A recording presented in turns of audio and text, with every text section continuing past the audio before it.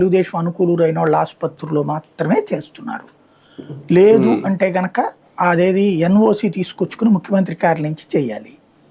ఇది 100 మందికి సమస్య ఉంటే 10 మందికే పరిష్కారం. అక్కడ అటు సంక్షోభంలో ఉన్నారు. ఎక్కువగా సఫర్ అయ్యేది ఎవరు? కుల వృత్తులు చేసే బీసీలు సఫర్ అయ్యేది. కమ్మర కుమ్మర ఇట్లా అందరూ కూడా వాళ్ళు ఆ పనులు చేస్తూ చేస్తూ దానివల్ల శారీరక ఆరోగ్యం బలహీనపడిపోతుంది. వాళ్ళకి ఇక్కడ ఇది అవసరం. వాళ్ళు వెళ్ళి ముఖ్యమంత్రి కార్యాలయం దగ్గర లేకపోతే ఎమ్మెల్యే దగ్గరికి వెళ్ళి మంత్రి దగ్గరికి వెళ్ళి ఎన్ఓసీలు తెచ్చుకోలేరు. వాళ్ళు సఫర్ అవుతున్నారు. అలాగే వాళ్ళకి ఇది ఉపయోగమే ఒక రకంగా. వాళ్ళకి ఏది ఇప్పుడు వీళ్ళు తెచ్చే చట్టంలో ఐఏ అన్న ప్రొవిజన్ పెడితే ఉపయోగం, పెడితే ఉపయోగం. అలా కాకుండా వాళ్ళని తిడితే కేసు ఏదన్నా అంటే కేసులు అంటే ప్రయోజనం లేదు.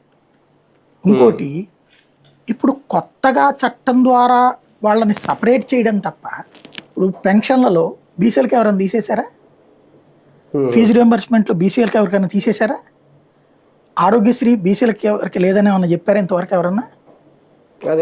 మరి ఎస్సీకి ఉంది, ఎస్టీకి ఉంది, బీసీకి ఉంది, ఓసీకి కూడా ఉంది. డబ్బులు మరి ఇంకా అప్పుడు సపరేట్గా వీళ్ళు చేసేది ఏంది అక్కడ?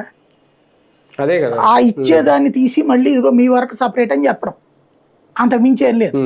రెండవది ఈ కేసులో ఏమైనా పెట్టారనుకోండి, దానివల్ల వీళ్ళు మిగతా సమాజానికి దూరం తప్పించి ప్రయోజనం ఏం లేదు కదా. బీసీకి